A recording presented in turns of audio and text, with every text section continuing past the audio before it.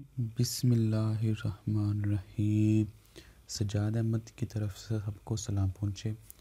ये video visual basic की 19 number video है।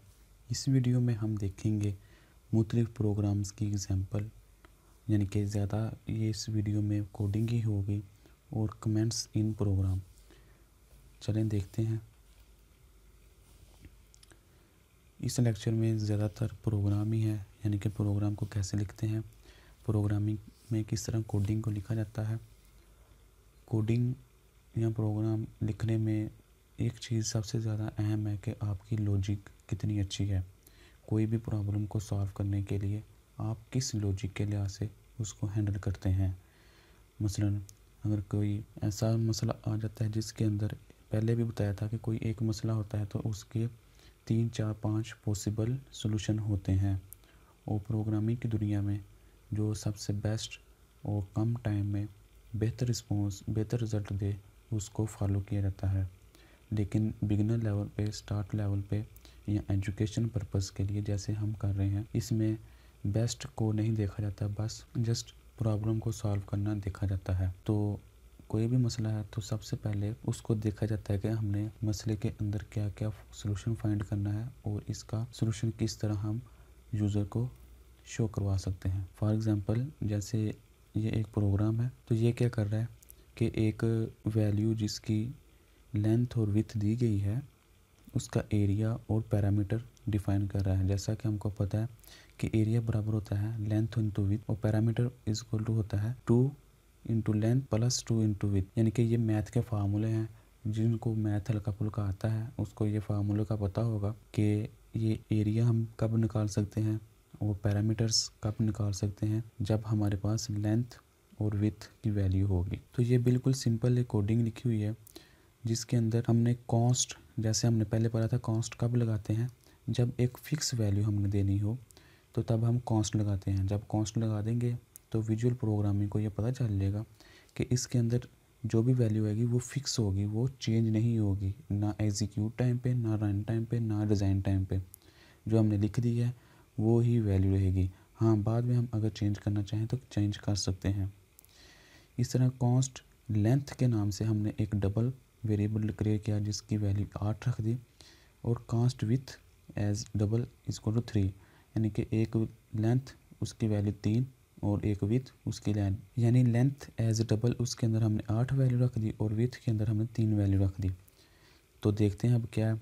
एक वेरिएबल डिक्लेयर किया यानी कि जिसकी वैल्यू चेंज हो सकती है, वो एरिया के नाम से, एरिया के नाम का वेरिएबल डिक्लेयर किया, उस वो डबल टाइप का है, और पैरामीटर भी एक डिक्लेयर किया, वो भी डबल टाइप का है। यानी कि इनको दोनों को जब सॉल्यूशन आएगा तो वो भी डबल टाइप का ही होगा।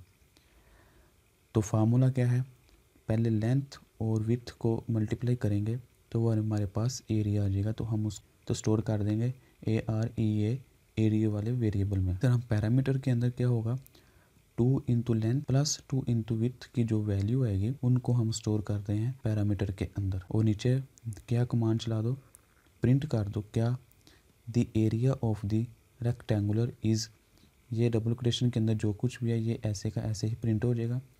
The area of the rectangular क्या, कनकैटिनेट, यानी कि उसका साथ जोड़ देना है एरिया, ये वाली वैल्यू जो इसके अंदर आएगी। जिस तरह इस लिहाज से इसकी 8, 3, 24 आ रही है तो ये इधर 24 शो हो जाएगी।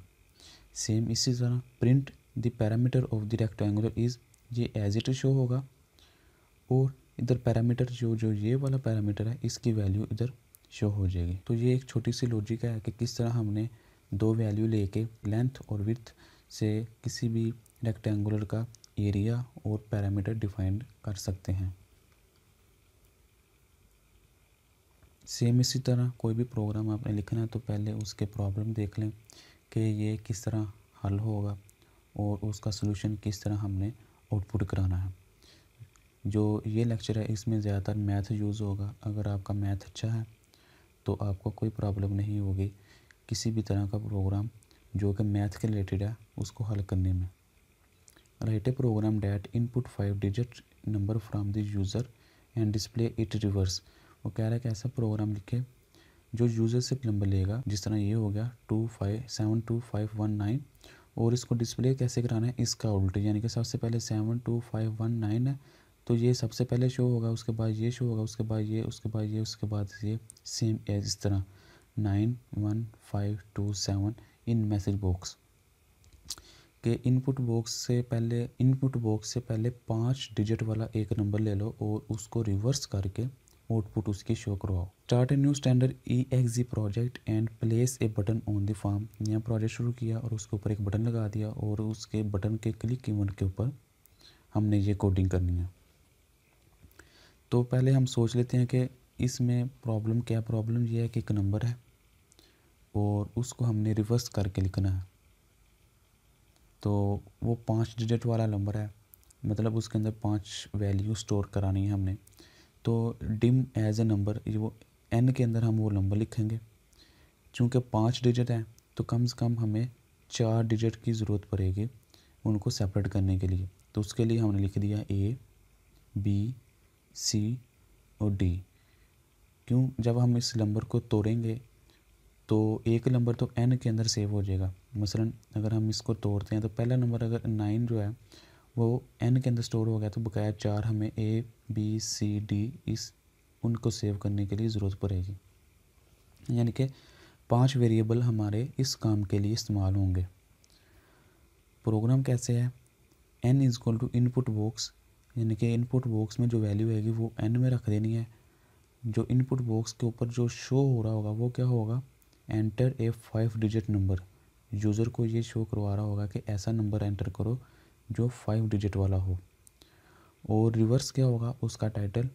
और ये बाय डिफ़ॉल्ट वहाँ क्या शो हो रहा होगा 1 2 3 4 5, यानी कि यूज़र को हिंट के तौर पर कहा जा रहा होगा कि इस तरह का कोई नंबर, जब यूज़र नंबर एंटर करेगा तो वो नंबर n में स्टोर होगा। अब जो भी आगे प्रोग्रामिंग चलनी है, जो भी आगे सारी इंस्ट्रक्शन चल रही हैं वो n के ऊपर होनी है, क्योंकि अब जो भी वैल्यू आ गई वो n के पास है। अब हमारी ये लॉजिक है, हमारा ये माइंड है कि हमारा ये प्रॉब्लम को सॉल्व करने का तरीका है कि किस तरह हम इसको हल करते हैं। जो इन्होंने हल किया है ये मॉड और डिवाइड के तरीके से किया गया है। फॉर एग्ज़ाम्पल ये एक नंबर है 1 2 3 4 5, फ़र्ज़ करें ये यूज़र ने एंटर किया है। सबसे पहले हम उसको इससे डिवाइड करते हैं, जितने डिजिट वाला नंबर है उतने डिजिट से ही इसको डिवाइड करते हैं। तो ये 10,000 है तो हम इसको भी 10,000 से डिवाइड करेंगे। तो एज इट करने के बाद हमारे पास जो ऊपर बचेगा वो 1 बचेगा और नीचे 4 वैल्यू नीचे आ जाएंगी, यानी कि 1 वैल्यू ऊपर चली जाएगी जो कि आंसर है डिवाइड करने के बाद, और 4 वैल्यू नीचे आ जाएंगी जो कि रिमाइंडर है। तो इस तरह जो एक वैल्यू ऊपर जाएगी वो हमारा एक नंबर सेपरेट हो गया है। जो वैल्यू ऊपर जाएगी वो हमारा पहला नंबर सेपरेट हो जाएगा। जिस तरह ये 1 है तो ये हमारे पास आ गया इधर 1। सेम इसी तरह अगर हम अब इसको 2 3 4 5 को डिवाइड करवाएंगे इस तरह, इससे डिवाइड कराएंगे तो हमारे पास जो ऊपर डिवाइड होके आएगा वो 2 आ जाएगा इधर, और हमारे पास ये 3 लफ्ज़ बचेंगे। फिर इसको जब डिवाइड कराएंगे तो हमारे पास 3 आ जाएगा। फिर उसके बाद जो डिवाइड कराएंगे हमारे पास 4 आ जाएगा और 5 आखिर पे 5 आ जाएगा। तो हम इनको सेव करते जाएंगे, ये n में आ जाएगा और ये A B C और D में आ जाएंगी वैल्यू।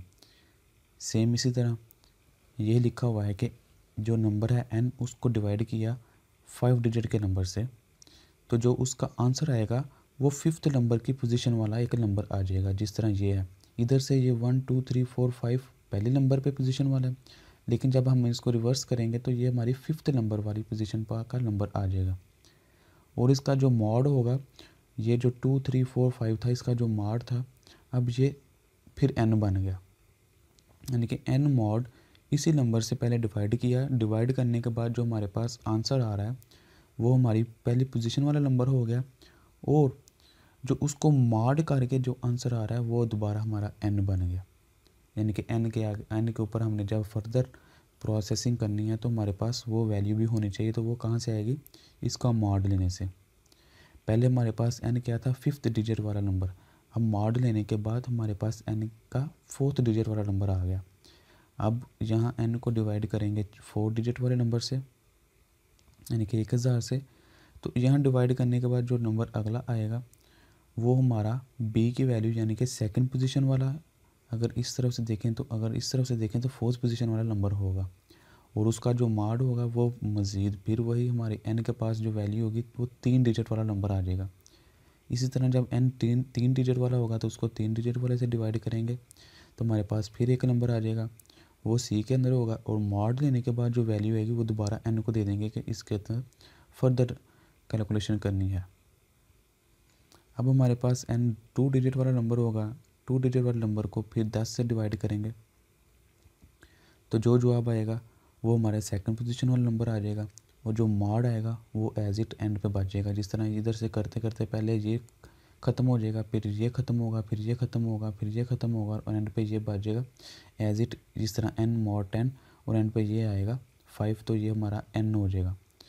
तो इसको अब हमारे पास एक डिजिट ए के पास है, दूसरा डिजिट बी के पास है, तीसरा डिजिट सी के पास है, चौथा डिजिट डी के पास है, पांचवा डिजिट एन के पास है। अब ये हमारी मर्ज़ी है कि हम किस तरह मर्ज़ी इसको शो करवा सकते हैं। तो मैसेज बॉक्स में क्या लिखेंगे, number is reverse order is, पहले हमने एन को डिजिट करा दिया शो, क्योंकि एन हमारा सबसे इधर ये 5 है आखिर पे आ रहा है इधर से, तो अब हमने इसको सबसे पहले शो करवा देना इधर कनकैटिनेट, उसके बाद डी है ये चौथे नंबर पे है, इसको हमने दूसरे नंबर पे शो करा देना है। इसके बाद सी है ये दरमियान में है तो दरमियान में रहेगा। इसके बाद अगर डी है, बी है तो उसके पास 2 था तो इसको हम इधर दे देंगे, और जो पहला नंबर वाला था उसको हम इधर दे देंगे। तो इस तरह ये 1 2 3 4 5 को अगर रिवर्स करके लिखेंगे तो ये 5 4 3 2 1 शो होगा। इसकी बेहतरीन प्रैक्टिस यही है कि आप कॉपी और रजिस्टर के ऊपर इसको हल करने की कोशिश करें, इसकी लॉजिक को समझें कि किस तरह इसको हल किया गया है, फिर ही आपको बेहतर समझ आएगा। इस तरह सिर्फ देखने से ये थोड़ी वक्त देर या वक्ती तौर पर समझ आएगी तो बाद में ये भूलिएगा। इसकी यही सबसे अच्छी बात है कि आप इसको रजिस्टर के ऊपर प्रैक्टिस करें। ये भी एक प्रोग्राम है, एक प्रॉब्लम है, इसका भी सलूशन ढूंढना है, अपनी लॉजिक लगा के किस तरह एक मसले को हल किया जा सकता है। Write a program that will prompt the user to enter number of the hours, यानी कि कह रहा है कि ऐसा प्रोग्राम लिखें जो यूज़र से आवर्स में वैल्यू ले computer and display the number of the weeks, जो एक वैल्यू ले आवर्स में, मसलन मैं कहता हूँ 1 2 3 4 5 6 ये इतने घंटे हैं, तो इसको इन घंटों को वीक्स बताओ कि कितने वीक्स, यानी कि इनके घंटे बताने हैं, दिन बताने हैं और वीक्स बताने हैं। कोई हमारे पास क्वांटिटी आती है तो हमने ये बताना है कि वो कितने वीक्स बनते हैं, दिन बनते हैं और घंटे बनते हैं। फॉर एग्ज़ाम्पल दे दी गई है कि अगर यूज़र एंटर करता है 4000 घंटे तो वो किसके बराबर है, 3 वीक्स के, 5 डे के और 16 आवर्स के। ये सिंपल मैथ वाला कुलिया है, लिखी जाती है। जिस तरह एक दिन में ऐसी लाइन होती है जो कि प्रोग्राम उसको रीड नहीं करता बल्कि उसको स्किप कर देता है, फिर वो लिखने की ज़रूरत क्यों पड़ती है। फॉर एग्ज़ाम्पल अगर हमारा प्रोग्राम काफ़ी लेंथी है, काफ़ी पेजेस का है, तो बजाय कि सिर्फ कोडिंग नज़र आ रही हो, तब हम प्रोग्राम को नीट एंड क्लीन रखने के लिए उसको बाद में 1 साल बाद, 5 माह बाद कभी भी दोबारा जब उसको ओपन करते हैं तो उसके अंदर हमें पता होना चाहिए कि ये लाइन किस काम के लिए, ये फंक्शन किस काम के लिए। उस चीज़ को समझने के लिए हम कमेंट्स लिखते हैं। कमेंट्स ऐसी लाइन होती है जो कि हम अपनी इंग्लिश में लिख सकते हैं, अपनी लैंग्वेज में लिख सकते हैं। उसको प्रोग्रामिंग की दुनिया में कमेंट्स कहते हैं। उसको प्रोग्राम रीड नहीं करता बल्कि उसको स्किप करके आगे चला जाता है। उसके लिखने का मकसद ये होता है कि बाद में हमें याद दहानी रहे कि ये लाइन किस काम के लिए इस्तेमाल हो रही है। फॉर एग्ज़ाम्पल अगर मैं 3 चीज़ों का सम कर रहा हूँ तो मैं वहाँ कमेंट्स कर दूँगा, this line is used for 3 numbers. तो ये जब कमेंट्स होगा तो वो मुझे पता है कि ये कमेंट्स है, लेकिन प्रोग्रामिंग की दुनिया में वो स्किप हो जाएगा और कमांड आगे चली जाएगी। तो कमेंट्स लिखने का तरीक़ाकार 2 हैं, या तो REM लिख दो पहले तो वो कमेंट्स से गिना जाएगा, या ये वाला निशान डाल दो तो वो कमेंट्स में गिना जाएगा। This line contain remarks, this line also contain remarks, तो ये फिर स्किप हो जाएंगे। इसके ऊपर कोई प्रोग्रामिंग या कोडिंग का इफ़ेक्ट नहीं होगा। ये आप इंग्लिश पढ़ सकते हैं। Thank you for watching. Video काफ़ी लेंथी हो गई है, ये छोटा सा क्विज है, इसको हल कीजिएगा। फॉर डिवीजन ये वाला सिंबल इज़ यूज्ड, यानी कि डिवीज़न के लिए ये वाला सिंबल यूज होता है, यस या नो, इसका जवाब दीजिएगा।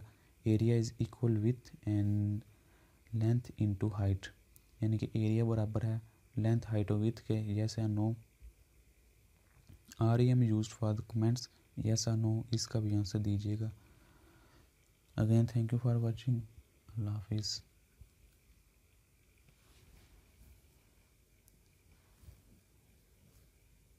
अगर कोई क्वेश्चन है कंप्यूटर साइंस के मतलब वो पूछे, दिए गए क्विज़ के आंसर कमेंट्स करें, चैनल को सब्सक्राइब करें और इस वीडियो को अपनी क्लास वालों के साथ शेयर करें।